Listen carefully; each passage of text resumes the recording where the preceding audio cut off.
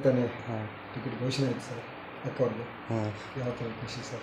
ಮೊದಲನೇದಾಗಿ ಕಾಂಗ್ರೆಸ್ ಪಕ್ಷದ ಎಲ್ಲ ವರಿಷ್ಠರಾಗಿರ್ಬೋದು, ಅಧ್ಯಕ್ಷರಾದಂಥ ಮಲ್ಲಿಕಾರ್ಜುನ ಖರ್ಗೆ ಅವರಾಗಿರ್ಬೋದು, ರಾಹುಲ್ ಗಾಂಧಿ ಅವರಾಗಿರ್ಬೋದು, ಸೋನಿಯಾ ಗಾಂಧಿ ಅವರಾಗಿರ್ಬೋದು, ಕರ್ನಾಟಕ ರಾಜ್ಯದ ಮುಖ್ಯಮಂತ್ರಿಗಳಾದಂಥ ಸಿದ್ದರಾಮಯ್ಯ ಸಾಹೇಬರಾಗಿರ್ಬೋದು, ಅದೇ ರೀತಿ ಉಪಮುಖ್ಯಮಂತ್ರಿಗಳಾದಂಥ ಡಿ ಕೆ ಶಿವಕುಮಾರ್ ಆಗಿರ್ಬೋದು, ಮತ್ತು ಬೆಳಗಾವಿ ಜಿಲ್ಲಾ ಉಸ್ತುವಾರಿ ಸಚಿವರಾದಂಥ ತಂದೆ ಸತೀಶ್ ಜಾರಕಿಹೊಳಿ ಅವರ ಒಂದು ಮಾರ್ಗದರ್ಶನದಂತೆ ಅವರ ಆಶೀರ್ವಾದದಿಂದ ಇವತ್ತು ಪ್ರಿಯಾಂಕಕ್ಕ ಜಾರಕಿಹೊಳಿ ಅವರಿಗೆ ಚಿಕ್ಕೋಡಿ ಲೋಕಸಭಾ ಟಿಕೆಟನ್ನು ವರಿಷ್ಠರು ಕೊಟ್ಟಿದ್ದಾರೆ. ಅದಕ್ಕೆ ಮೊದಲನೇದಾಗಿ ಅದನ್ನ ಎಲ್ಲರಿಗೂ ನಾನು ಅಭಿನಂದನೆಯನ್ನು ತಿಳಿಸುತ್ತೇನೆ. ಒಬ್ಬ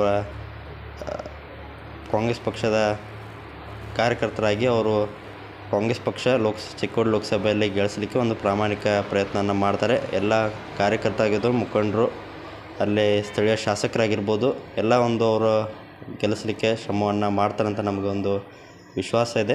ಅದಕ್ಕೆ ಕಾಂಗ್ರೆಸ್ ಪಕ್ಷಕ್ಕೆ ಗೆಲ್ಲಿಸಲಿಕ್ಕೆ ಒಂದು ಪ್ರಾಮಾಣಿಕ ಪ್ರಯತ್ನವನ್ನು ಅವ್ರು ಮಾಡ್ತಾರಂತ ನಾನು ಹೇಳಕ್ಕೆ ಬಯಸುತ್ತೇನೆ. ಸರ್, ಕೆಲವೊಂದು 4 ದಿನಗಳ ತಾವು ಕೂಡ ಕ್ಷೇತ್ರದಲ್ಲಿ ತಿರುಗಾಡ್ತೀವಿ, ಜನರ ಸ್ಪಂದನೆ ಯಾವ ಥರ ಐತೆ ಸರ್? ಎಲ್ಲ ಕಡೆ ಹೋದಲ್ಲಿ ಕೂಡ ಮೊದಲಿಂದ ಕೂಡ ಪ್ರಬಲವಾದಂಥ ಒಂದು ಅಭ್ಯರ್ಥಿ ಚಿಕ್ಕೋಡಿ ಲೋಕಸಭಾಕ್ಕೆ ಬೇಕು. ಆವಾಗ ಮಾತ್ರ ಅಲ್ಲಿ ಕಾಂಗ್ರೆಸ್ ಪಕ್ಷ ಗೆಲ್ಲಲಿಕ್ಕೆ ಸಾಧ್ಯ ಅಂತ ಒಂದು ಕಾರ್ಯಕರ್ತ ಆಗಿರ್ಬೋದು, ಮುಖಂಡರಲ್ಲಿ ಅದೇ ಒಂದು ಬೇಡಿಕೆ ಇತ್ತು. ಅದರ ತಕ್ಕಂತೆ ಇವತ್ತು ಕಾಂಗ್ರೆಸ್ ಪಕ್ಷ ಪ್ರಬಲವಾದಂಥ ಅಭ್ಯರ್ಥಿ ಪ್ರಿಯಾಂಕಕ್ಕ ಅವ್ರಿಗೆ ಟಿಕೆಟನ್ನು ಕೊಟ್ಟಿದ್ದಾರೆ.